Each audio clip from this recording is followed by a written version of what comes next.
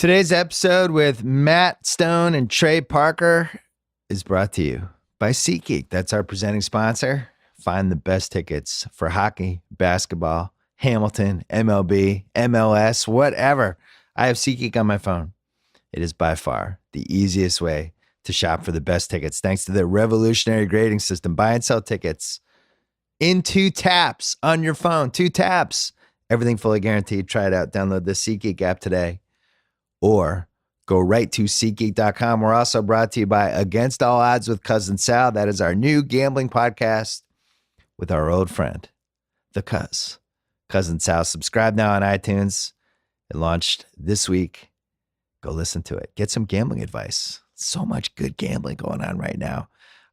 Thanks to everybody out there who helped us win not just one, but 2 Webby Awards for Best Sports Podcast. We won for Best Sports Podcast and the People's Choice for Sports Podcast. So thank you for that. We're going to talk to Matt and Trey. We taped this, I think, 2 weeks ago, and it's a really good one.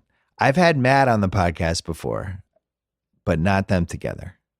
So here it is, finally, Matt and Trey.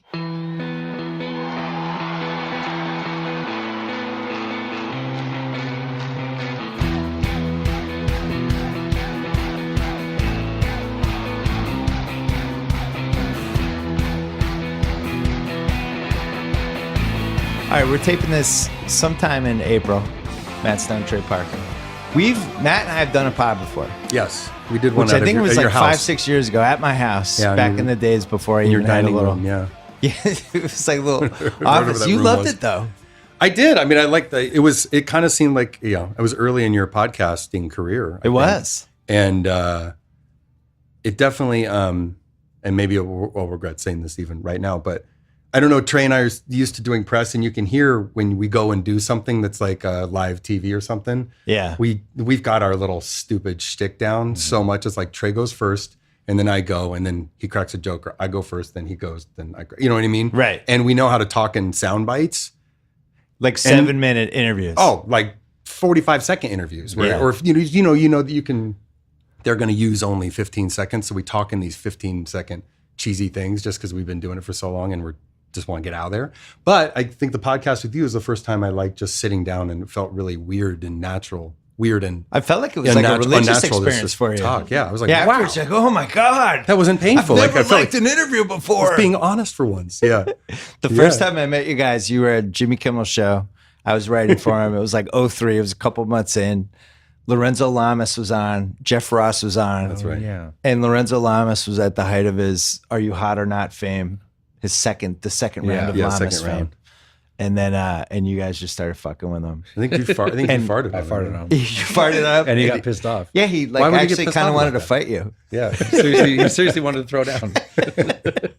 It's on YouTube. Those were the days. It's magnificent. Yeah. Those were the days. We've grown up quite a bit since then. Let's talk about that last season, you're writing the season 20. And then things start changing on the fly as you're writing it, and yet you're trapped. You can sort of tell watching it. You're trapped to the story arc that you think is going to have this conclusion, and then all of a sudden, we have a different president than we thought. It started the season before that because we did a show where it was sort of about Trump when he was just sort of like throwing his name around as someone to get in. It was in the Republican primary, and it was just basically like, okay, well, we should do this while it's happening before he goes away. And so we did our whole Trump show, and we thought, okay, well, we're done with that, and then, we go into this season, and it was just like, oh man, okay, this is still going on. So, and since we had made one of our characters basically Trump, we had to like keep servicing that, and we wanted him to be back and be a school teacher again, but unfortunately, the American public wanted him to be president. So when do you start writing that season? At that point, do you know that he's going to be the candidate? We did. Oh yeah, we didn't start writing season 20 until August. Oh, so or you until definitely no, it was on by then. And like Trey said, we did actually one of our probably darkest and most like, I don't know, what would you call it? One of our darker episodes about Trump, basically in September 2015. And at the time, we were a little like, you get caught with wanting to make fun of something that's actually happening. And then with that guy, like giving him the fucking pleasure of it that you just don't want to do that. So eventually we just did it. And we did it in September 2015. And like Trey said, Garrison became our Trump. And we thought we could just kind of. But that season was really like about the political correctness and all yeah, that. Yeah. Mm-hmm. Trump's like this side plot. It was like a little side plot, but Yeah. it trapped, like Trey said, it trapped us in this internal logic where Garrison was Trump. Yeah. And then we felt we had loyalty to that. Yeah. So then we showed up in August, and right by then, he was the candidate, and it was on. The conventions had already happened. Yeah. And so we started writing. And so we had been so that was happening, and we'd been kicking around this idea for a couple of years with Vernon Chapman and Bill Hader about doing something about a troll, internet troll, just then a guy. And the concept was a guy who's kind of like Tom Hanks, and then he goes downstairs and turns into a troll. Then he comes upstairs and he's Tom Hanks, and he goes, he's like actually a good family man. But who is this guy? Like, why would you be So we had that idea, and then Trump came along. So we kind of we started talking about all these. Wait, hold on, freeze that for themes. a second. So the internet troll idea, how does that happen? Because I've been lucky enough to be in that room. It's not many people. No, and so that was just how do you get fixated on that and like, oh, we're going to blow that out, and this is what we should do? I mean, it was a while ago we started talking about trolling, I think, and it was really about like. But it was also about just, in being a troll and like in the sense of just being a provocateur. Yeah. And that's why we really like the idea of that, like this guy really took himself seriously as a troll in terms of an artist, and like, no, I'm actually doing something that's important for society and whatever. That's kind of like us, talking about ourselves and like, trying to justify what we do. And then that all started relating to Trump too, because it was just like, and a few months ago we did some interviews where we said, we're just not going to make fun of. You can't make fun of Trump. Like it's its own he's doing his own comedy. There's like we can't top his comedy, and people took it to mean some people thought that we meant like we're going to back off of him because of other reasons, but it really was just whether it's a troll or us or Trump, it's pushing buttons and making people have this big reaction.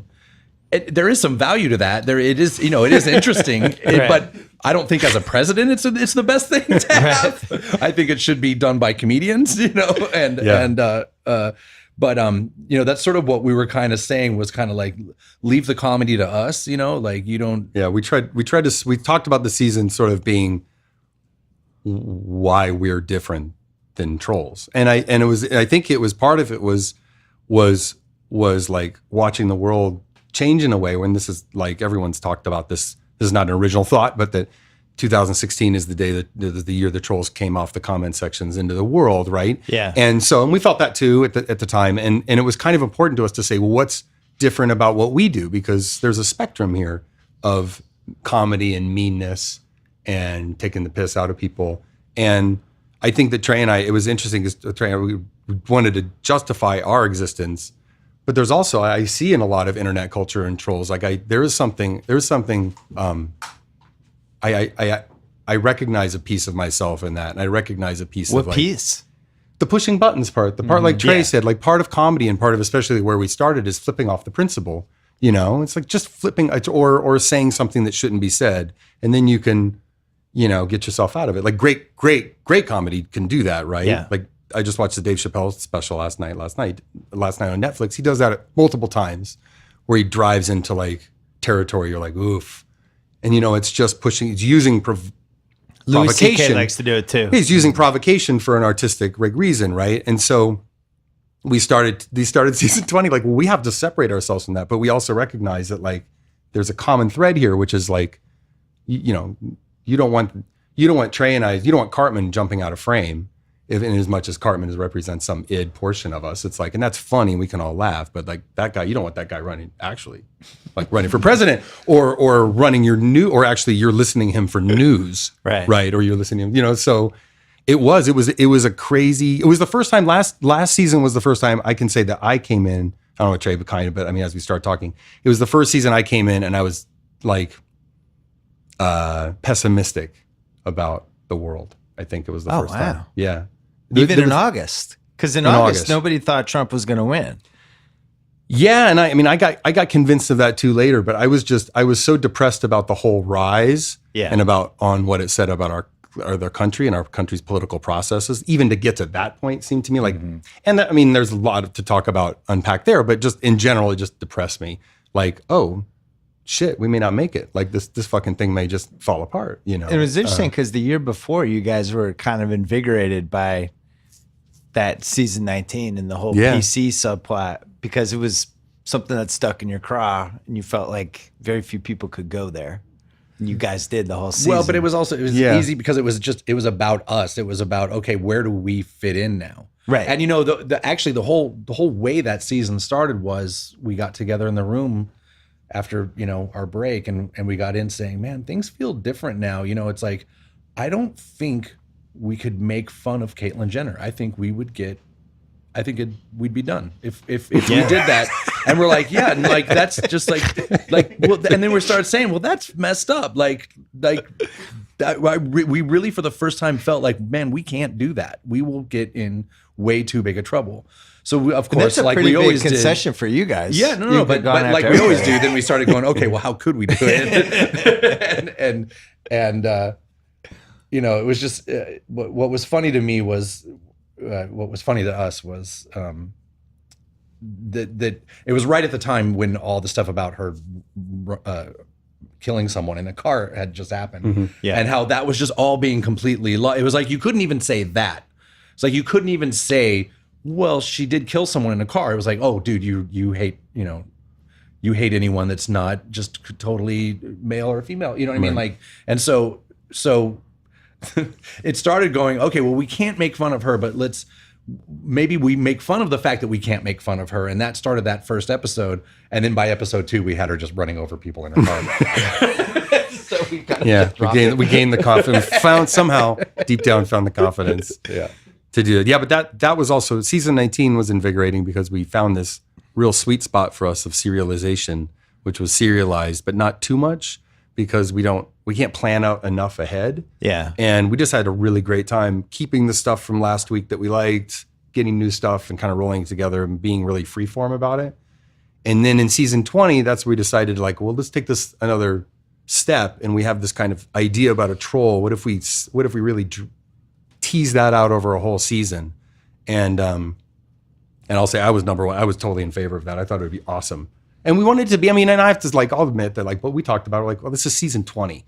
Like, let's do something extra special. You know what I mean? And something that will set it apart. So and all even those something years, that's hard. all those years you'd never thought about, you'd never really thought about serialization until the last couple. No, because we had never, I mean, part of the beauty of it and part of what I'm excited to get back to probably next season is, you know, South Park is really a thing where we show up on Thursday morning and we go, okay, what are we doing this week?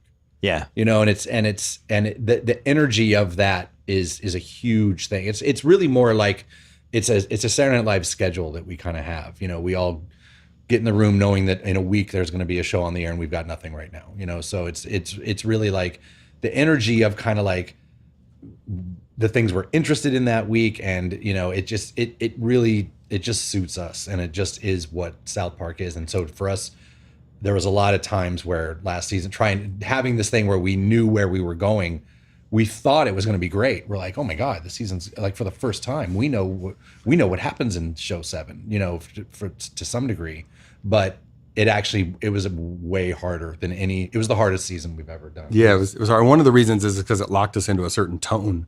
So we couldn't do like a really goofy, absurdist, surreal show.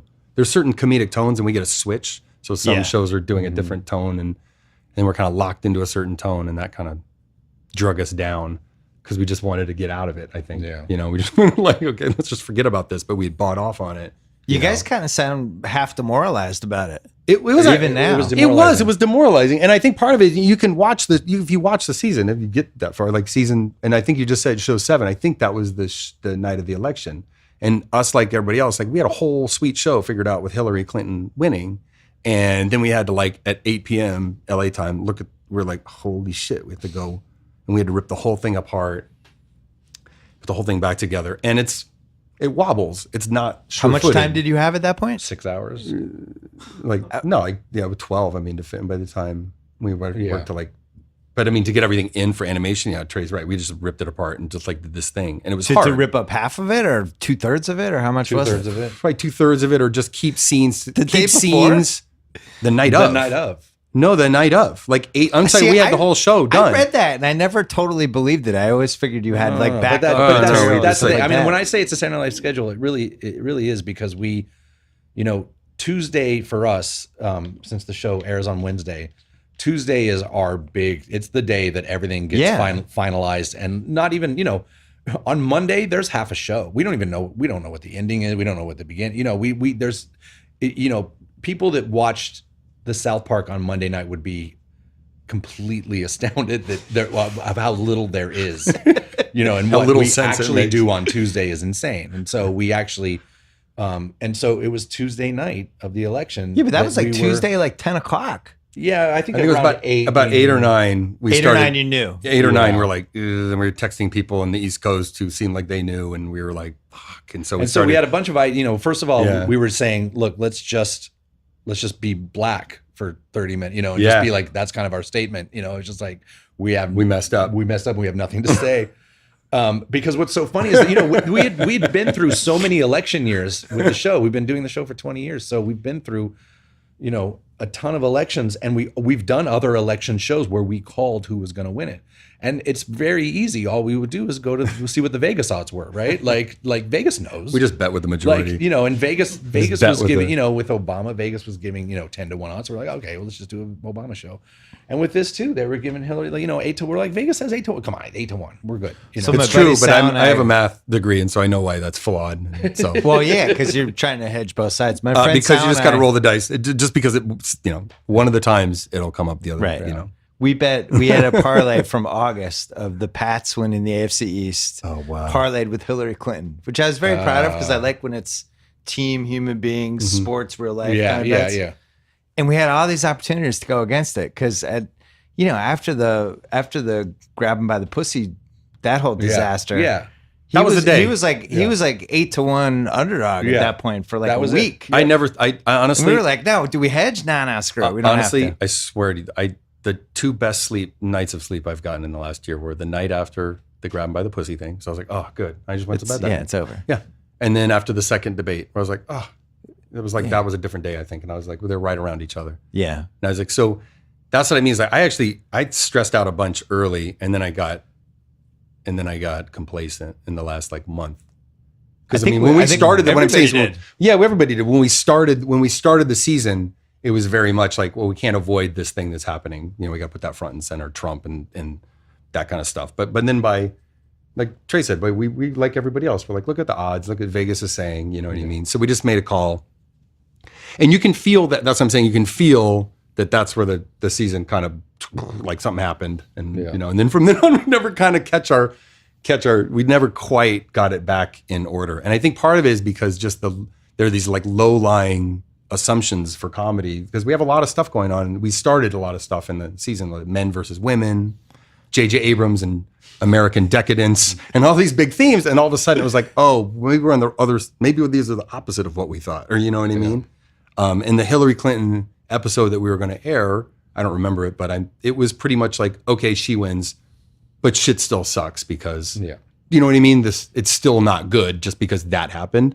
So it was like, then what I'm saying is then I'm looking at myself that night going, well, this is way fucking worse. Like what, you know what I mean? And that's what I'm talking about that responsibility that we started feeling like what's different than where we different than a troll, or where are we different than somebody, you know what I mean? Because what would the thing we were making fun of, even though I think we had already done our piece about Trump, it felt like, and we were trying to service that during the show, we were also making fun of something else that ended up losing. You know what I mean? Yeah. In the election. And so then you're like, oh man, I sure like making fun of those people. You know what I mean? But now they lost in this election. You know what I mean? Does that make sense? Let's take a quick break to talk about SoFi. If you've worked hard to get the career you want, SoFi is here to offer easy savings on the student loans that helped you get there. If you've taken out student loans to invest in yourself and your career, SoFi wants to help out. Attending college and following your passions is an investment. With student debt, it can be quite the burden. I know a couple people who have been just murdered by student debt. SoFi is in the business of helping you pay off student debt faster. As the leader in student loan refinancing, SoFi refinances federal and private student loans to save its members an average of $22,359 total for an average monthly savings of $288. Depending on your eligibility, SoFi pays off all your existing student loans. It gives you one new loan with a lower interest rate, no origination fees, no catch. Whole application is fast and easy. It can be done online, and they have a great support team too. That is one phone call away.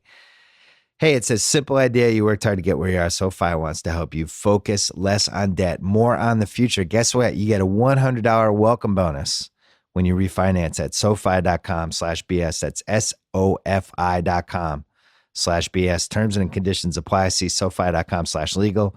Loans originated by SoFi Lending Corp., California Finance Lender Law License number 6054612, NMLS ID number 1121636. Back to Matt and Trey. So when you started season 20, you were giving it to Hillary too, which I thought was interesting.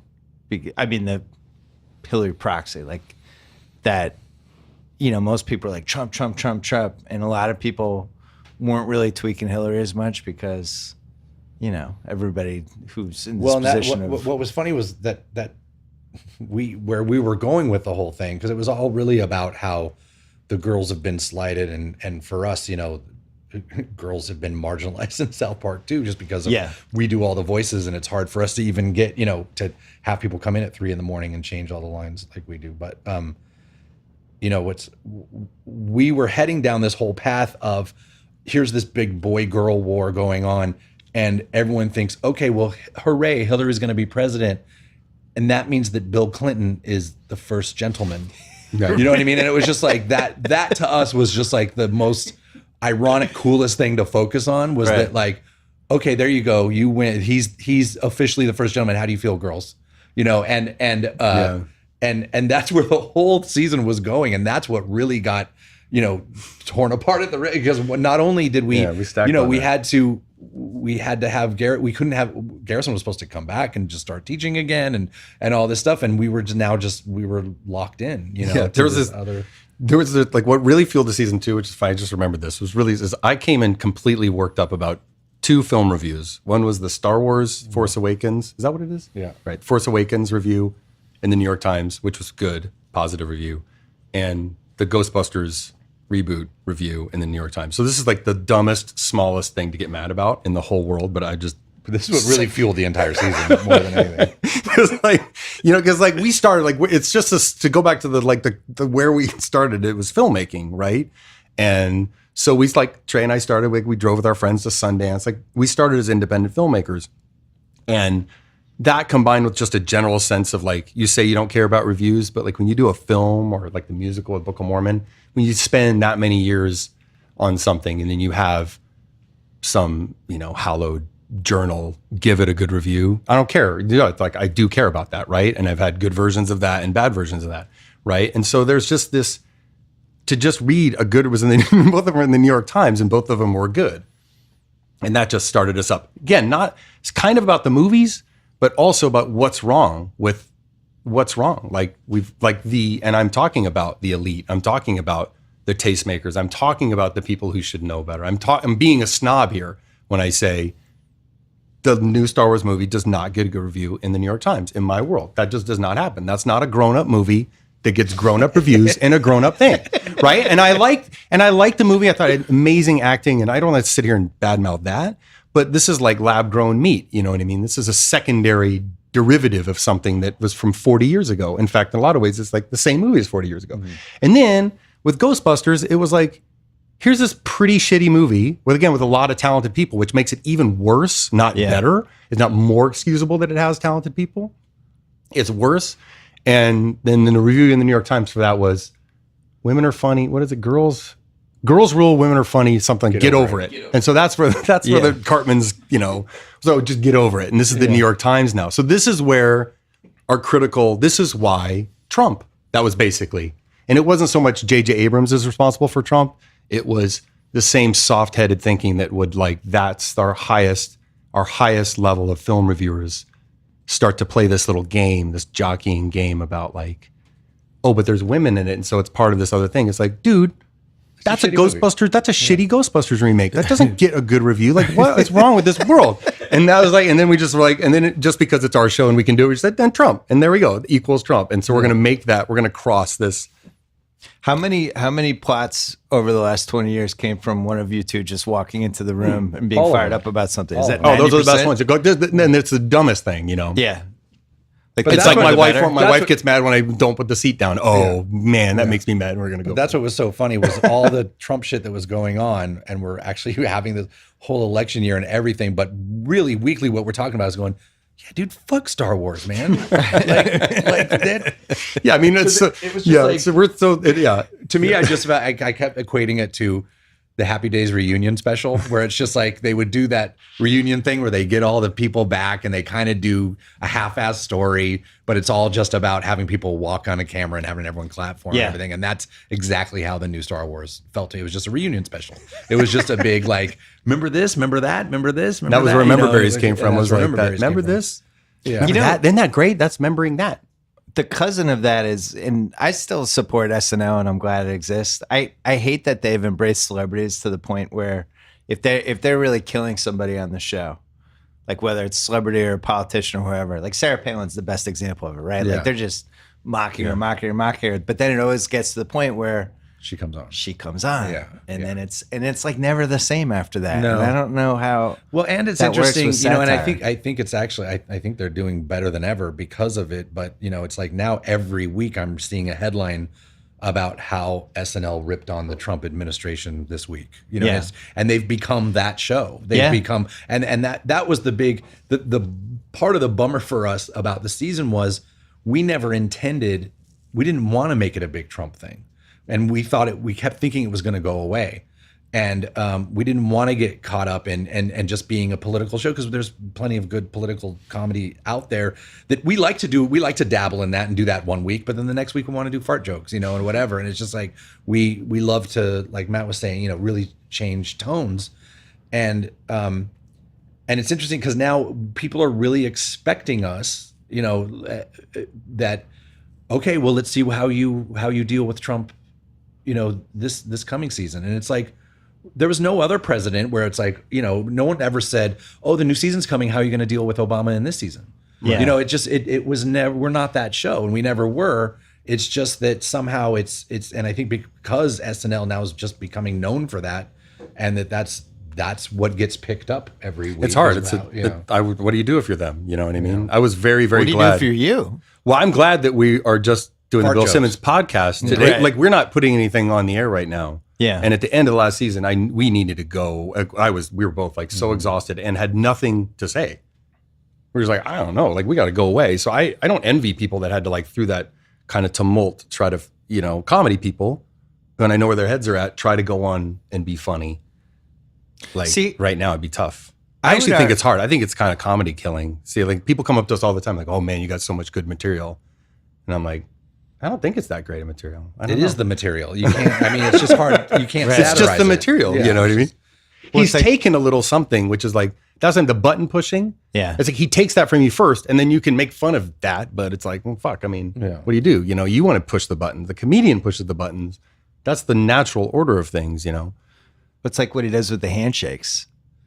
Just pulls you through. When he pulls the handshake, he pulls the person toward him and they're off balance. Yeah. That's basically what he's done to comedians. But I would argue, like what you're saying before about how, you know, like the professionals, sometimes you need the professionals over like all the amateurs. Like this is the time when we would need the professionals more than anybody to try to make sense of what's going on and put some humor into it. But that's right. For us, that there is this thing of like, you're supposed, that's why we were trying at the end of the season to say, we're funny. That's the only difference really between us and trolls is like because you got to be actually funny, and that just boils down to that's just a skill you have to. This is a totally again snobby, but we couldn't figure out what at the end of the day, what the other thing is. I mean, there's a difference between creating. There just is a difference between creating a box to see, you know, to go up on stage with a mic on stage and do something, than to perform it right in real life and think that like this is some Andy Kaufman, but like many times over, you know? So Right. like this is happening now with a few of those, like Hulk Hogan did it. Alex Jones did it the other day in a lawsuit where they're actually in lawsuits where they're being sued as people say, no, that was a character. Hulk Hogan is different than Hulk Hogan. You know what I mean? And this starts this kind of, you can see this happening with everyone being a star and being their own, you know, there's me and then there's real me. And you're just, it feels like we just recognize that the bit of it that's like the comedy provocateur and we've like luckily channeled it into this thing that hopefully isn't, you know, bad or whatever. But you can see that happening where now it's like, that's Right. what's hard about the comedy of it is because people are taking it and living it. In the last 20 years, can you remember somebody who almost couldn't be parodied because he was a parody? Because I feel that way when I watch SNL. Everybody loves the Alec Baldwin things. To me, it's like I can't almost tell the difference between him and Trump. No, and it's not. Yeah, But why not in a it's like, fun way. It's just No, and it's like kinda this like if is you- kind of if what you- I'm watching anyway. If you have like a little monkey and it's running himself into the wall over and over, and you're like, well, that's funny, but how am I going to make fun of the monkey running himself into the wall? Right. I can discuss the monkey running himself into the wall. I can like copy the monkey running into the wall, but nothing's funnier than the monkey just running himself into the wall. Or if I And flip off the principal and the principal flips me off back, like that's really funny, but I don't know where to go from there. You know what I mean? I moon him and he moons me back. Like if he moons first, like, oh fuck, like that's not where you want. That guy shouldn't be the principal. What were your options that night? So it's like Tuesday night, 8:00, and you know you have to blow up that election show. What was on the table that you didn't Go black. Well, Go Black was what we talked about. Did you think about Airing like the show doing- as is and just being like, Sorry. you know, yeah, here it is. It's a document, you know, for history. We talked about that. We called Doug Herzog, and you know, he was at the Daily. And we called him and said, you know, Doug, with some version of like, we can't get the show done. It's just really screwed up and sorry. And he was like, I forget what he said exactly because he talked to Ann, but he said, I'm at the Daily Show. Everyone's crying. I'll call you back, you know, or something like that. There was like, I mean, his world was like, everyone was coming to him saying, we can't do this tonight. Well, that's another piece of this too, is you have to figure out what a funny alternative is, but everybody's like shell shocked. Well, and then we had to thought show that up we were gonna Thursday do like morning a- and start another one. Yeah. No time to process. Yeah, and we were going to do like a little under construction shot, like just a screen grab of just like we're working on the show. Yeah, under construction, be back you know, soon. and, like we thought that would be funny, and Technical difficulties. yeah, but it Comedic was also difficulties. just you know. But then it was like we just got to the dry erase board and just started erasing shit and filling in and going, how can we line this all up to make it make sense? And we, you know, I think by around 9:30 or 10, we kind of had it figured out, sort of. That's like, okay, well, this would make sense. And you know, it was interesting what Doug said too, was that, and he wasn't even necessarily really again. He's like, I think he would have been okay with us just going black, but the thing that it was also, I think, nice for at least real diehard South Park fans to see that everything was still, you know, everyone was so shell shocked by that, and it was like you didn't want to see that the world had changed. You wanted to be like, okay, this horrible thing has happened, and he's been elected president. South Park's still on the air.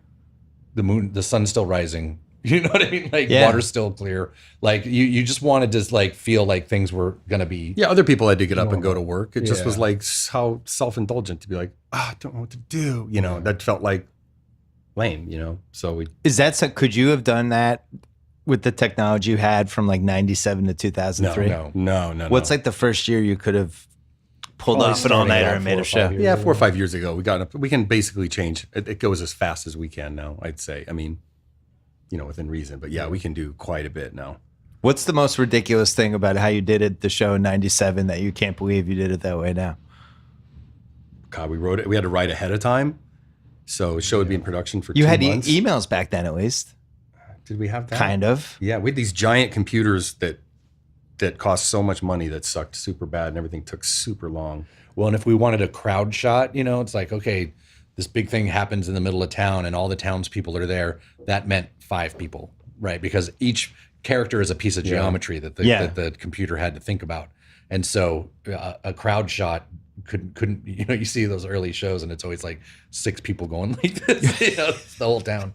Yeah. No, it can do a lot. It can go fast now. Yeah. Yeah. And that's all digital, everything, like Yeah. All digital. Yeah. everything's like in some computer. Everything's in one building. and everything's done in one building, start to finish. All the sound, all the recording, all the animation, all the post, everything. And the process has stayed pretty much the same since day one. You have your trusted little inner circle. You go have a retreat, bat around ideas. Yeah, I mean, even that's kind of not even the real, like sometimes, and we're talking about doing it again. Last 2 years we didn't do it. We just started. We just got into the building 10 days before the first show. And what said, dumb little movie thing are you mad about? Yeah, that's how it usually starts. What dumb little movie thing are you mad about? What's going on in the world that we really need to discuss? And it's like, Star Wars wasn't that good. And everyone's talking that it was amazing, and it just wasn't that good. And that's really what we were trying to base the entire season around. And it is crazy how long we talked about that. But you know, that it really is a show up Thursday, throw some things at the board, you know, and maybe by Friday you start to see a little bit of animation, hopefully. And it's such a sculpting show, you know. It's never a show that it's like, okay, we start here, we go there, we go here, we go here. It's always like, here's a really funny scene. I don't know if that's the beginning of the show, I don't know if that's the middle, I don't know if that's the end, but here's a funny thing, and here's a funny thing, and here's a funny thing, and then we'll start to mold it and go, oh, this is Kyle's story. Kyle's the one we're tracking here, and it's his emotion that's going to take us through the show. And then by Monday is when it really starts to become, you know, a show.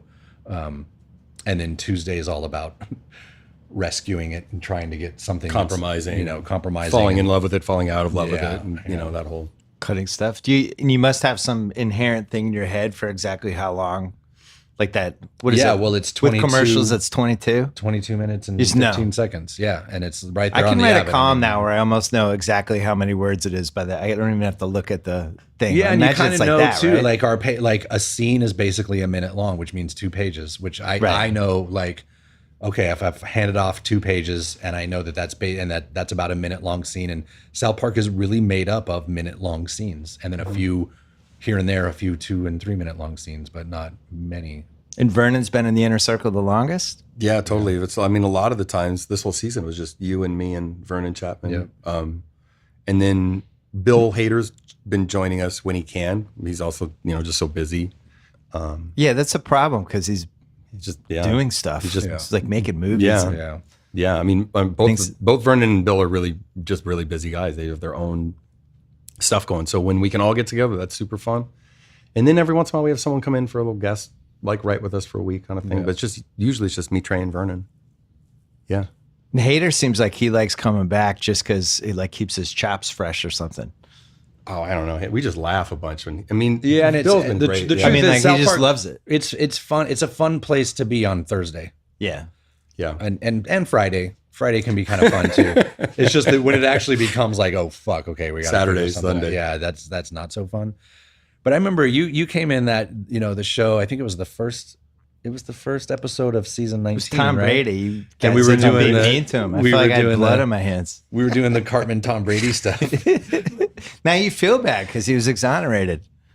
Right? Was he? I go back. So change that. Because you guys both change that in the stream. No, Trey and Bill had a nice argument about that day, and I just felt like Deflategate Trey was lost like the argument. No. I was right. There's no evidence whatsoever, and you besmirched a great man. He's the greatest quarterback of all time. Lying cheater. He's a dirty lying cheater. No evidence I think whatsoever. Deflategate bummed out Trey as much as anything I've ever seen. Bummed out Trey. It actually did.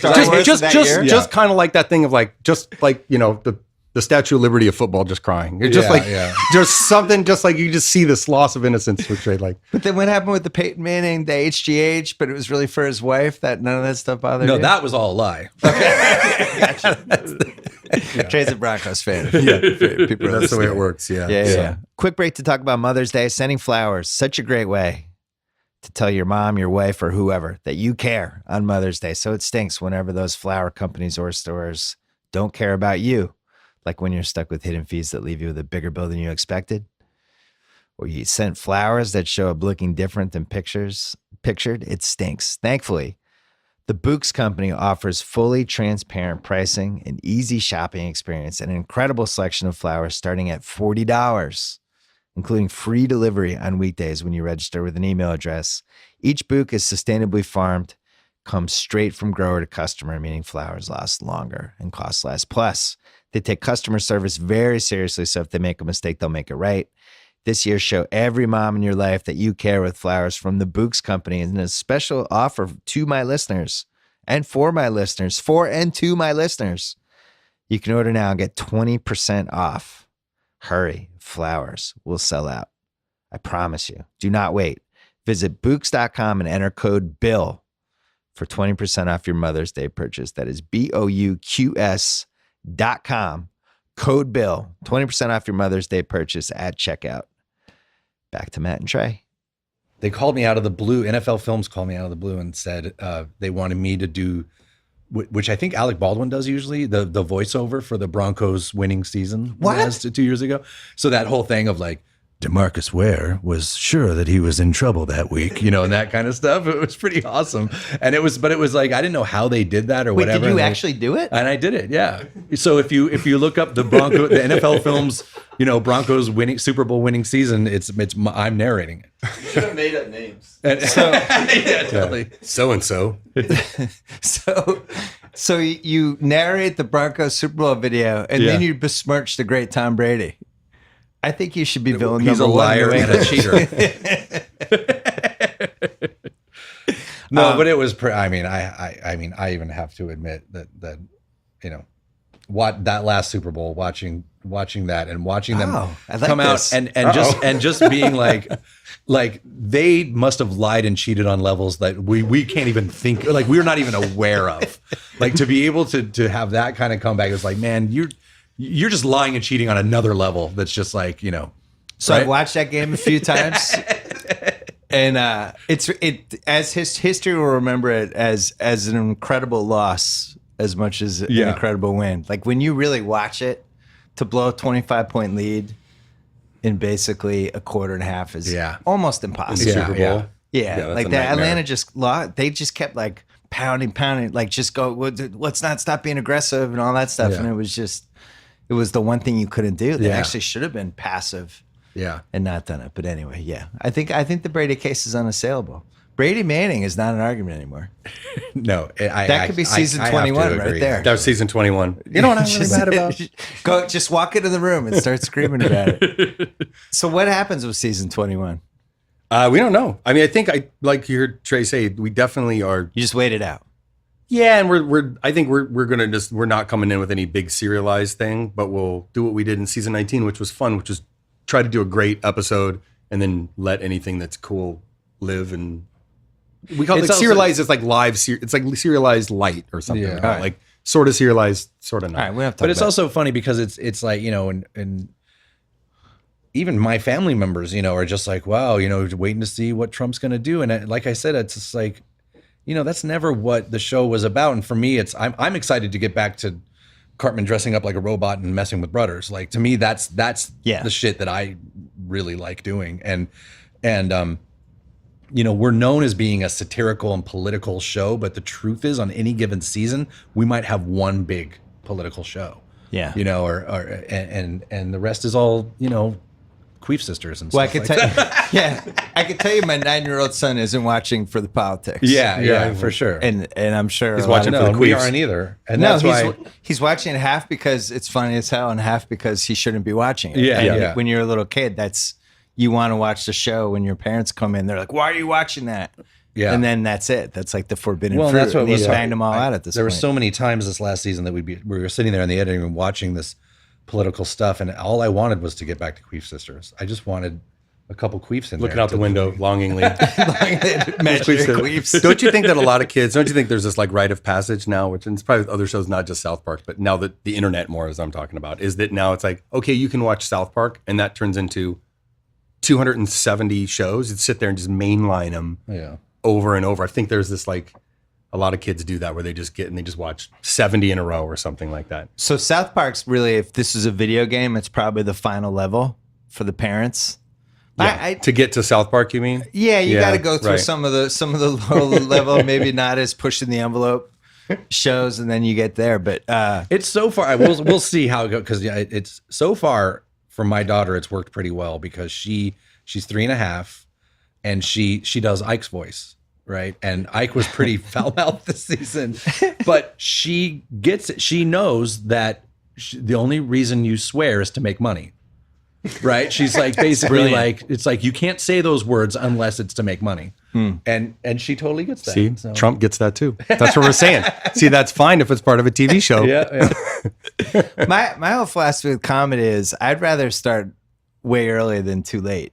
Yeah. You know, and it's like I want my kids to have a sense of humor and I want them to watch this stuff. And hey, I think the difference between when you guys, I mean, there's so many differences between season 1 and season 20, but the fact that people can just catch up on 20 seasons like this is insane. It's pretty crazy. Think about that. Like even in 2003, Yeah. you guys have you're 7 years in. Yeah. There's no way people could have watched any of them unless Comedy Central's running a marathon or something. Right. Now all of a No, sudden, and it's after being, because it's been so long, it's been 20 years. It's like there are literally shows that we'll sit down and watch and do not remember at all.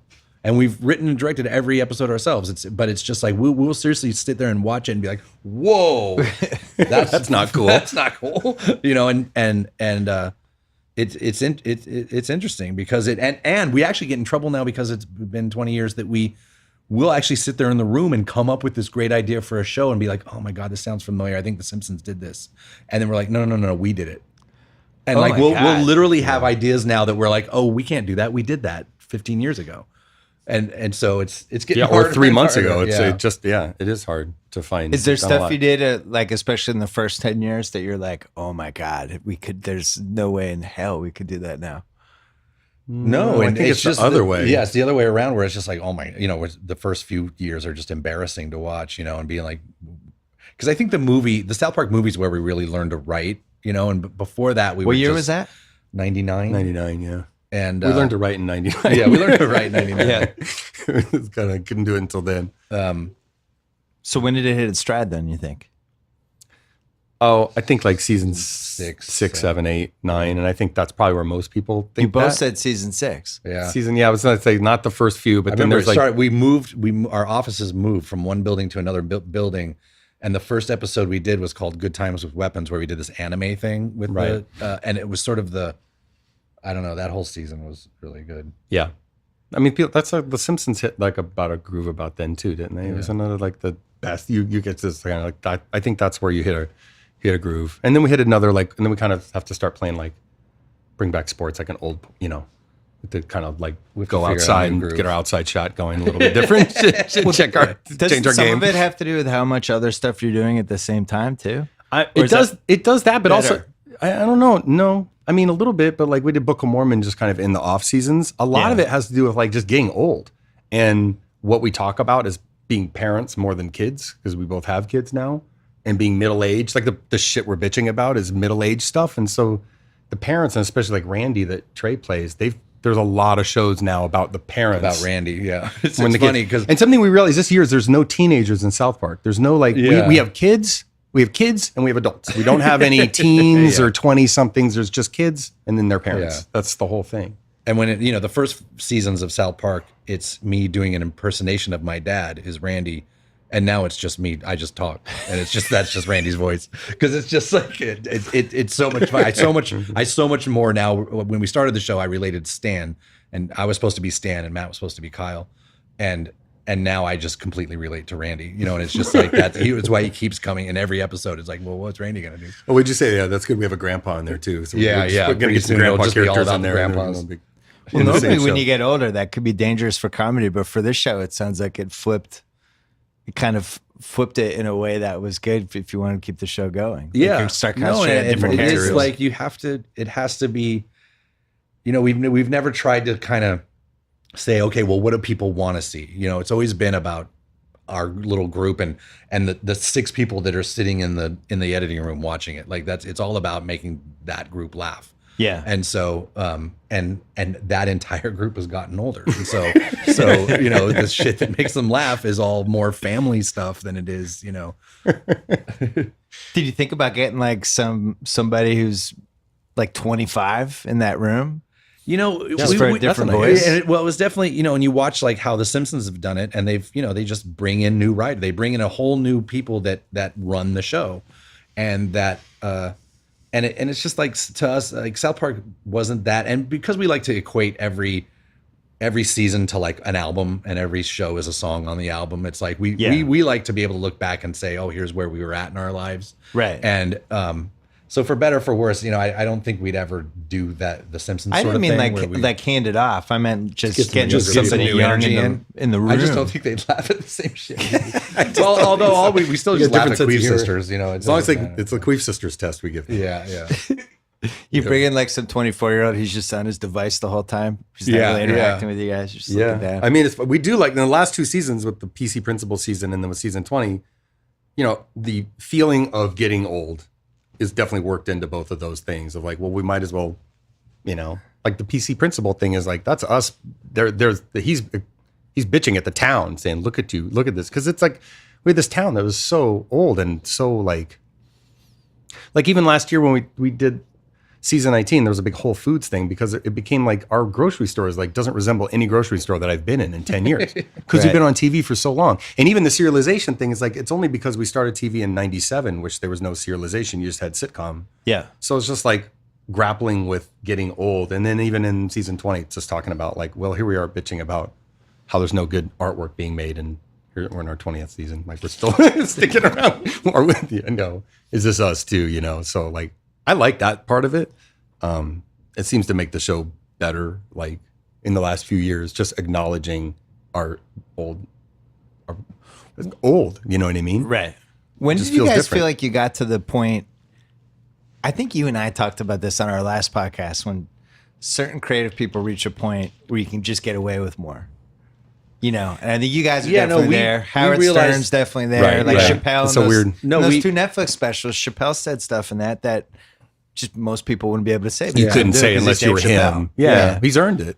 Yeah. You know, I mean, maybe we've earned it or not, but like he's like Chappelle's earned it. Like, you know, you do, and you get grandfathered in to whatever generation, you know, you just like we have our 90s generation grandfather clause, I think. Maybe. Yeah. But you earned it. You're around It was just long funny. It was, I remember, you know, I think early 2000s, you know, reading about certain people that were getting in trouble for things they said. And I'm like, wow, we said that like 2 years ago. And, you know, it just became a thing where it's like to say, for someone to come out and say, hey, I was really offended by this thing I saw in South Park, just doesn't. It's a weird thing like to say. right away. You're like, well, shut up. You know what I mean? Like, of course, that's the point.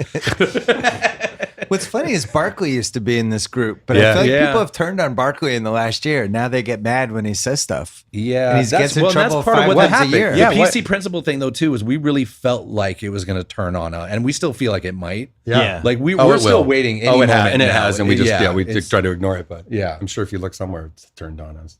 No, I don't think it's turned on you where like, oh, those guys can't say that. I think you do have a little bit of liberty. No, we definitely have liberty. There's no question. But I still think there's another wave coming of these young kids, you know, coming out of college now that are going to be like, fuck you, you can't say that. Right. And but you said South Park wasn't a political show, and I agree with you, but it's an American show, and it kind of reflects whatever is going on in America at the time, which I think is what makes it special. So I would say, even though you're not a political show, America is really fucking strange right now. Yeah. Which creatively is a good thing for you guys once you kind of pull out of it and just kind of look at it levitating above and trying to figure out what to do. I would say that's creatively going to be fun. It is, and it's just like the problem is we can get too hung up in that, and because the truth is when South Park works its best, we think and we feel is when Cartman and Butters have a problem they're dealing with. You know what I mean? Like it really is. It's still very character driven, and I feel like we've got some great characters that really, when it is just an emotional problem that everyone can relate to, and especially a problem of like, oh yeah, I remember that about being a kid, and that's what's nice and still universal at least is that it's hard for it was always about us remembering our childhoods that brought up a lot of these stories about. And now kids today live in such a completely different world, but we're having a hard time telling even like stories of like even cell phones have changed the way people like.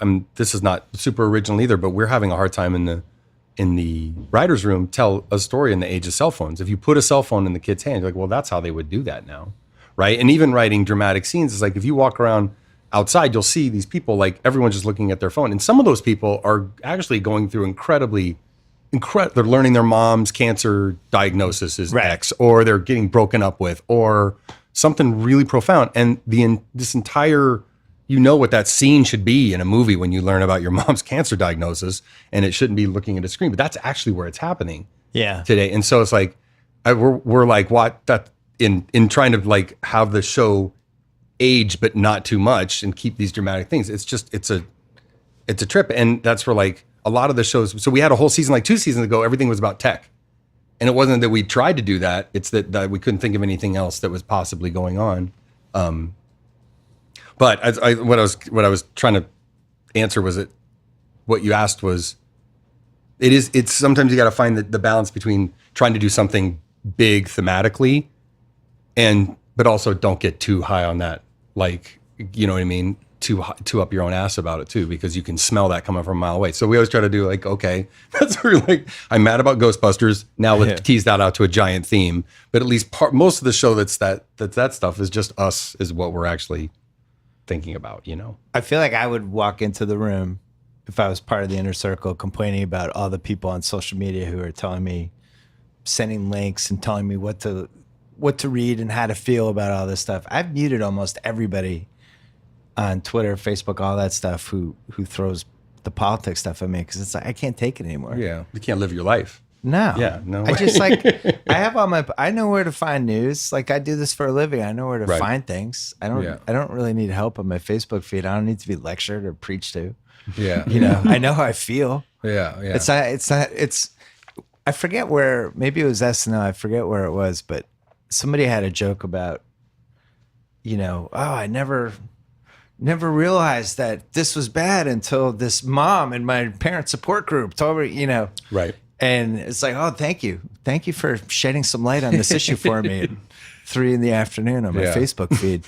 I don't know. See, I can't imagine. I don't have an online life like that at all. I don't like. I have email and that's it. I have email and text, and I'm buried.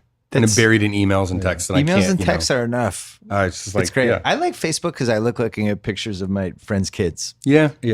That's keeping up with really, that. I think Facebook. Yeah. Yeah. That's really about it. I don't understand how people keep up with all that stuff. I like people who do Twitter and Facebook and everything. I just like I said, I'm just well. The thing that our generation, like the younger generation, can do the 4 things at once, which I'm always envious of. Yeah, they can have people can. I have all these people at the Ringer. I've talked about this on a pod before. Like they can listen to a podcast and edit stories at the same time. And they're 2 completely different things. Right, somebody's talking in their ear. They listen to this podcast right now, but they're also editing a story, and then they're on email and they're on. They're doing all these things, and like I think our generation, it's like impossible. No, we can do 1, maybe 2 things. Yeah, and that's it. But this next one, and then there's even a difference between like, I would say 29 to 31, but then like 23 to 26, like this guy, where who's editing? He's editing something right now. Tate's 24. Recording this. Tate's doing he's writing things. a novel right now. Tate so mixing an album. Country. Yeah. But the younger ones who just grew up with, like, they never knew life without email or anything. And they always were distracted. Like today I flew cross country with my kids. I mean, think about what flying cross country with your kids was like 20 years ago. Yeah. Without iPads. Without on demand. Yeah. Just pressing a button and a movie comes up, and that's what everybody's used to now. Yep. So to your point, like, how do you capture that in an elementary school cartoon setting? I don't know. It's just super boring. You look at people, just look at screens. I mean, that's where actually everything's happening. It's not in the physical world. Yeah, that should have been your episode. Well, it was a challenge with season 20. It was a challenge because that was part of, in talking about trolling in this internet troll, so much of that's happening online. Yeah. But you're trying to just show the story that's just the guy having fun with it. Walking out of his basement. Yeah. No, and I think like Vernon said this thing, and I don't know if it was his or he got, but this is really Vernon Chapman said this thing when I was talking to him a couple weeks ago. Because we in season 20 we come up with our little thing that we want to say, our little theme, our little story, and we start hacking a little trail through the jungle, like we're hacking through it and finding our way, and then like a paver just came and paved past us. You know what I mean? And so this whole idea of trolling originally when we started season 20 was about the difference between anonymity and privacy. That like part of the thing all these trolls hide behind, and part of the bad amount of discourse online is people's anonymity. right? That they can just, when you're basically anonymous, you'll say whatever you want, right? Which was cool in 97. Which was, I was like, this is great. It was cool. And then it took over the world. And then it just came out into the real physical universe. That's where it felt like, oh, wow, we were even talking about something smaller. It was so crazy, I don't understand like how, I don't understand personally how people can balance all that stuff, just personally, because I can't. But also I feel like the people that came up with Twitter and Facebook, and not even that they're bad people, but they're dealing with a biblical amount of power. And they're absolutely over their heads. And, I don't think they're bad. I don't think they set out to control the world, but like, I wouldn't want that. It's like, that's a version of the nuclear suitcase. Like I would not want to be in the Facebook algorithm. How do you go to work if you work in the Facebook algorithm place? You know what I mean? Not think like, hope I don't tweak something that, like, you know what I mean? Right. That like sets off this in this country, and you know what I mean? And that stuff's so really powerful. It's amazing. One last break to talk about Lyft. If you are looking for a rideshare option that will get you there safely and with a smile on your face, with Lyft, you can get a ride in minutes for less than the cost of a cab. Every Lyft driver fully vetted through their 10-point safety standard, including criminal and DMV background checks. You can tip them in the Lyft app, which obviously leads to happier and better drivers. 9 out of 10 Lyft rides get a perfect 5-star rating from the passenger. Every car has to pass a 19-point vehicle inspection for your safety and comfort. Lyft's new AMP device uses a color-coded system to help you find easily the right car. No more saying your name to the driver through a cracked window. It's also the fastest-growing rideshare app and the highest-rated one, as well as your buddy whenever you need a ride. Right now, Lyft is offering our listeners a special deal. Get 3 free rides for up to $10 each. That's up to a $30 value when you enter promo code Bill Simmons. That's my name. Download the free Lyft app today. Enter promo code Bill Simmons in the payment section. 3 free rides, up to $10 each. LYFT.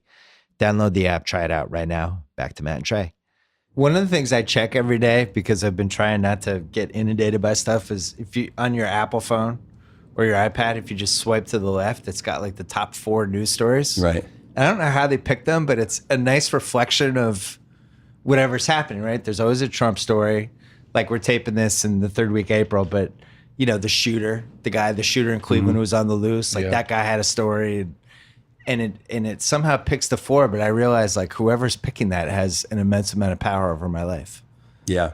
See, I just tried it, and mine says couldn't load stories. So Oh, you probably turned it off. I've turned it off, obviously. Yep. I'm gonna look at it right now. But so I'm not bothered. But yeah, like Zuckerberg, they had this Facebook thing today, and they asked him about the guy who killed somebody and showed it on Facebook, and he's like, yeah, this gave what kind of answer he's gonna give? Yeah, we're gonna try to fix that. Like that's terrible. We don't want people using our platform. Like fix that. Yeah, how do you fix that? Yeah. If people could go live or put videos up. Yeah, right now the stories are 3 killed in a shooting spree in Fresno. That's terrible. It's just the stuff you need to know. Trump military strike. Russian bombers fly near Alaska. And then Hillary Clinton only has herself to blame for 2016 loss. Yep. Just the stuff you need to know. That's fair reflection. I was wondering who to blame for that. Oh, good. I looked at my iPad. Now I know it's who's in 20 years. Who is the maddest at you guys?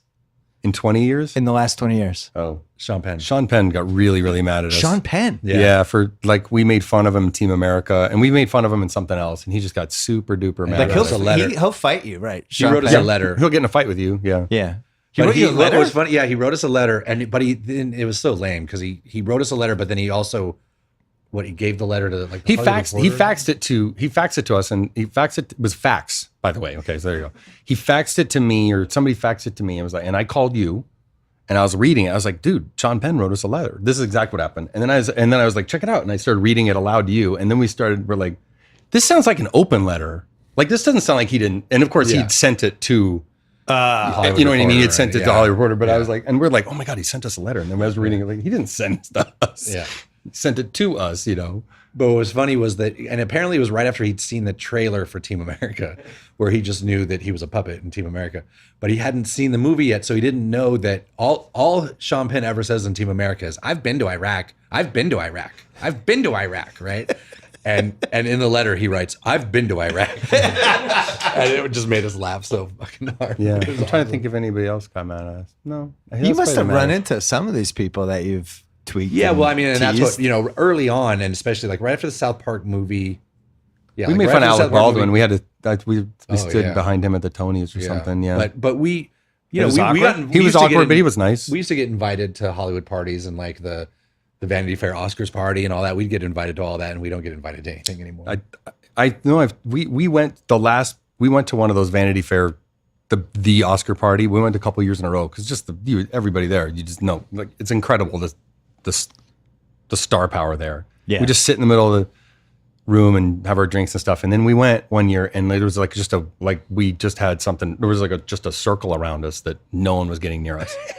Like we had some. That's when we realized we had pissed enough. Yeah, people we just off. were at the. Yeah. Eric Idle came over and talked to us. I think and that was about it. And we're like, I think we got to go. I think people don't want to. It just felt like that, Felt like It's probably the best thing for the show, right? To be a little bit on the outside. Well, that's the thing about SNL that you're talking about, and it's hard because when you feel comedies being chummy, it's like super weak.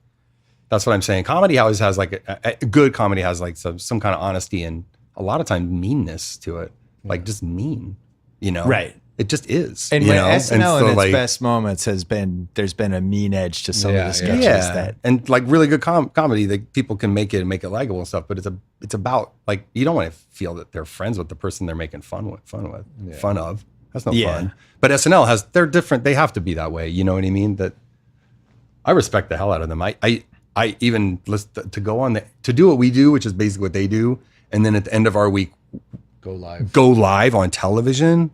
That sounds crazy to me. Yeah. As you guys got older, is it weird that you didn't change the process really? Is it because you're just comfortable with it, or do you need the energy of it? Every Just possible procrastinate. minute we have, it's just like everything just gets.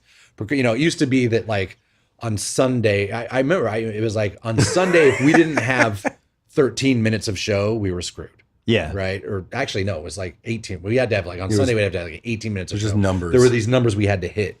And those numbers have just slowly come down and down and down to where like now it's Sunday and it's like, it's Sunday. We only have 10 minutes of show, but we'll figure it out Monday. So you're like the kids in college with the term paper that you're starting as late as possible. 100%. Trey and I were both like do the term paper the morning of. Set the alarm for 3:30. Get up, have some coffee. Because do a term paper. The go most to class. painful part of it is committing to something. You sit there in the room and you're like, well, this could be funny or this could be funny. And making that decision of which way to go, and at least we're in this microcosm where we only have 6 days. Yeah. Because otherwise we would just work for 10 years on the same movie, because it really is like, there's so much writer's block of just like, oh, you could do it this way or you could do it this way. I don't know which is right. And so I'll just wait to the last possible second to make that choice. And in the meantime, but it's all feedback too. You want to do a little scene and watch something you've talked about and watch the scene and be like, oh, that is funny, and there's a little bit of magic that happens. Being able to, unlike other animated shows, being able to do something, look at it. Okay, that works. That doesn't. Let's do more of that. Tonight, let's follow that through. Tonight. Oh, let's do two callbacks to that. Like that kind of sculpting and kind of going back and layering is fun. Do you feel kinship with some of these other shows that have been on for a while and have had to go through the ebbs and flows, or you don't care? Like who? I don't know. Like Simpsons has been on forever. But I guess different people are running it at this point. Different. Family Guy's been on for a while. It's weird, and it maybe the kinship. It's not. I don't think it's really there in a big way, but it's funny getting to know Bill Hader, and I think I understand the SNL, both the appeal and how hard it is to do that show, and like we're very, very different. But I guess that's the position we've put ourselves in, is that kind of almost live performance. Well, and sometimes there'll be a big thing that happens in the world, and you're like, okay, and we're doing shows, so it's like, okay, we're probably going to do that. We do have to think of like, okay, what's SNL going to do? You know what I mean? Like, because we have to kind of. We do come to the office on Sunday morning, like this season, where it's like you're doing a lot of date. You look, okay, what happened last night on SNL? What did they just so we don't do the same thing, because we're obviously all sniffing around we're all living through this, so you don't have to worry about them doing the Caitlyn Jenner stuff. I don't know. They didn't have her running over people in her car. Are you worried that there's not going to be a season 21 because of a writer's strike, or no? Well, we're not union, so we're fine. It's just me and Trey and Vernon. Yeah. Oh. Yeah, there's no. Any thoughts on the writer's strike? I don't know, man. We talked a lot about the last writer's strike. Remember, because both you and I thought it was a bad idea. And I think it was. It was a terrible idea. I'm not so sure this time. I don't know enough about it, but it does seem like the thing that I didn't buy about the last writer's strike is they were striking for those internet dollars that weren't there yet. Yeah. And they are there now. I feel like for So it's different now. So, but I don't know the merits of the strike. But the last one was a disaster. Yeah, the last strike, I wrote about it some, and I remember we talked about it, and I never understood because I knew just from my ESPN experience that nobody could figure out how to monetize anything online yet. Right. We knew too. Yeah. And it was like, you're striking for stuff that they don't have answers for, and don't do this now. Wait until some of the answers come. But I don't know. It just seemed like it was being driven from a certain group, and then things take hold, and all of a sudden people are out there holding picket signs. It was like, we had friends that went to the vote and they got drunk before. Remember there was some rally? Like, I think it was like fun to go. I think it was, people were pissed off about what they saw. It was an inequality, but it was too this early. time around, but this time, do you think it's different? Do you think it's different? I do, because the whole motto is so different. I think the danger of it is when you strike, you give them a chance to reset the infrastructure again. Because last time it was like the greatest thing that ever happened to Hollywood. They completely changed this system that just wasn't beneficial to the people that actually were spending the money. They were able to get rid of all these deals, all these development deals. They changed the pilot process and all that stuff. So I wonder this time around, if you give people a chance to reset, how will they reset it this time, and will that be a good thing? I would say it's dangerous. Yeah, I'd say that the Netflix model of like pay everybody out, no residuals, like that would win. It seems like that's winning right now, and I'm not sure. I'm sure that's like got to be the central. I mean, I don't even know what I'm talking about right now. I don't even know what the strike's about, but it does seem like that the business has changed a bunch since the last strike, and mostly about the primacy of television and shorter series. That's an issue. Yeah, that's an issue, and syndication's less important than it was on what basic television. TV. What the definition of television is now. I don't Netflix, Amazon, Hulu, all of that stuff. It's just it does feel different. It does feel like in about 5 years, Netflix, Facebook, and Amazon will just, and Apple, Google, Hulu. What do you mean? Maybe Hulu. It'll just be like 7 companies controlling everything. Yes, Amazon, Facebook, Google, Apple, Amazon, Microsoft. That's it. Amazon could just look around and go, "We're going to get into ticketing," and then there's like, well, like Ticketmaster, we're taking this. 2 or 3 years ago, even 2 or 3 years ago, because we've been wanting to do another movie basically since Book of Mormon. We don't know what the movie is, but when we talk, we're like, maybe it'd be great to do another movie, because I said we kind of started in film. Yeah, and 2 or 3 years ago, 4 years ago, or whatever, not relatively recently, the feeling was, remember there was this couple years where like you couldn't get a $20 million movie made. Right. You can make huge franchise. You can get 7 Transformers movies greenlit or at the same time, but you can't get these little movies. And then all of a sudden, in the last like 3 years, it feels totally different because of Amazon, because of Netflix. Like people are doing real cool documentaries for them, real cool narrative films that are like $1 million, $2 million, $5 million budgets, right? $10 million, relatively small.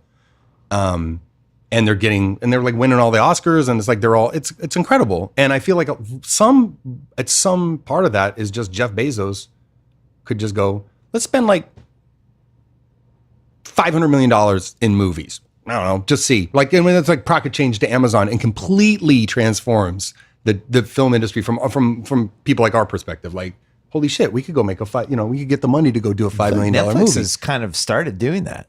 I mean, they've definitely changed indies. They just go and they buy, and all of a sudden they spent $100,000 on a movie, and you sell it for $1 million. You don't have to worry about whether people are going to see it. And it's just like it's just there. I feel like the stupid studios just again gave them a whole there's this whole kind of industry there, and it's all of our friends that make movies. All the people we know are like, Netflix will give me money. I'm going to go make something great for them, and they will like let you do it. It's they just cut a check. Yeah, it seems like this has been happening now for almost 2 years. Yeah, and it's like if you're a creative person, you had your dream project, go to Netflix, talk them into it. Yep, they'll do it. I didn't really get it while they were doing it. It looked like a vanity thing, but I was really, really smart of them to do the House of Cards thing and the transparent thing to go and to win awards.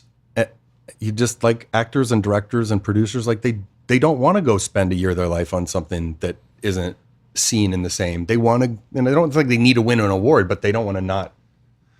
They want to be respected. It was crazy how well that worked. Remember the Yankees and the Red Sox in the early 2000s when they had more money than everyone else, and they're like, I need a number one starter. I'm going to get that guy. it does feel like that's where this is going. Like Netflix is like, we should get into stand-up comedies. Yeah. And they just go and they get Chappelle and they get Amy Schumer. They just Chris Rock. The best ones. It's like here's $100 billion. Oh, now we own stand-up comedies. All right, what's next? Here's some change laying on the ground. We'll go and just like own that space. And then all of us instantly go, okay, that makes total sense. Great. That's fine. So basically you're announcing your new Netflix deal. So yeah.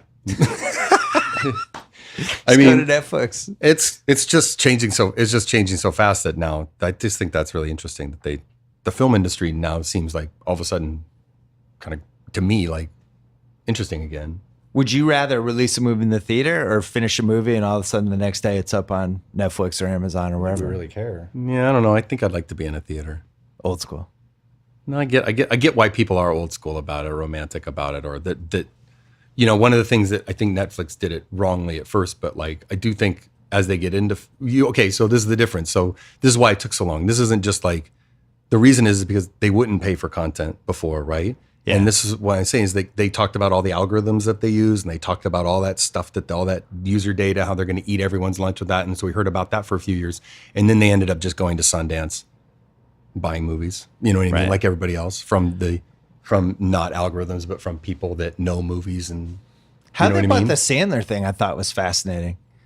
Yeah, they just looked at it and they looked at what their habits of their viewers were. Yeah, and their viewers loved Adam Sandler movies. And Sarandos was just like, we should just give that guy a 4-movie deal, and he could just make these movies for us. And that's it. Is that cool or not? I don't know. Like, that? It's one of the reasons we're probably going to have a strike. I don't know. Sandler. Yeah, I mean, I'm happy. I mean, personally, I'm fine with Adam Sandler movies to not be around and to be on Netflix over there. Like, but I don't know. Everybody else can find it there. Was there like 10% of you guys that were nostalgic / jealous / whatever when Hamilton took off, because it kind of mirrored when the Book of Mormon took off, and it was really the first Hamilton. kind of phenomenon. Yeah, what is that? What's with that? Okay, good. Maybe 20%. Yeah. Oh no, it's that feeling of recognition of like, and I've seen it twice. I saw it off Broadway and on Broadway, and it's unbelievably great. It's like deserves every bit of it. There's a little bit of that. The sports analogy, the old quarterback. It's like looking back at the young quarterback. You know, you can't. That is not you, but you recognize they're going through this ride or something that's even more meteoric and more incredible. But it's like good jealousy. I don't know. You know what I mean? Because you're probably one of the only two people that could even understand what that's like when it's like you spend all this time doing something, you throw it out in the world, then it's like boom. Yeah. Yeah. And everyone's like, can I have tickets? Can I have tickets? Can I have tickets? And that's your life for the next 2 years. Yeah. And then it just keeps going. Like we were just in Australia for the premiere in Melbourne, and it was Book of Mormon. Book of Mormon. And it's just crazy that, like, you know, there we are again, just watching that same show and watching a whole bunch of people. Oh wow, oh man, that's so funny. Yeah. It's like to us, it's like, man, that was 8 years ago. 7 years. How ago. many countries has it been in now? To just UK and Australia, and pretty much every state. And there's been a road tour going around. There's a road tour going around right now. I'm not even sure where it is. No, it's like Trey said, it's totally weird. It's like you do it and then you sort of it's out. It's like there sending in the a kid world. off to college. Yeah. Yeah, and you can't micromanage. And it was something we got told kind of by the Broadway veterans. They said, it's hard because, at South Park you can control every single line and every single thing. You can make it exactly how you want it, at least, the time constraints, but then it's out there. And with Book of Mormon, it's just like, it's going on right now. It's in New York, it's gonna start in half an hour. And just the idea of that, and we probably don't even know anyone in the cast. No, it's you know what I mean? And it's like we haven't worked with them or anything, and like it's just you show up, they're shocked you're there. What are you guys doing? It's kind of how it is. I'm like, hey guys. Oh my God. I hope it's sort of what we wanted, but it's like it's crazy. If you guys do anything to fuck with Brady with like movie or musical, I'm gonna be really upset. Oh, we are. We're doing Tom Brady music. We have a good Tom Brady joke. Or Belichick. We have a good Belichick and Tom Brady joke in our. We just wrote a great song called "Liar Liar Pants on Fire." And we have some burning pants. I'm going to be very upset. Please don't do that. All right. So you're back in August. There was no chance of you guys just packing it in? Probably not this season, but we'll make it through this season. I think we'll get it through this one at least. Could this be the last season? No, I mean, we have a contract for 3 more years. Yeah. So we're But going you to try guys, to make it when, that. when you're not feeling it anymore, that's going to be it. Yeah. Yeah. I don't see you guys doing a season because you had But a we're never contract feeling for it when we're doing it. It's always sort of afterwards that we're like, oh, I'm glad we did that. Yeah. Right. I think that's why you hear us like a little bit like bummed out about season 20. Cause I think usually we're really in it and we hate it. And then we get done in a month later. We're like, that was really cool. I like that.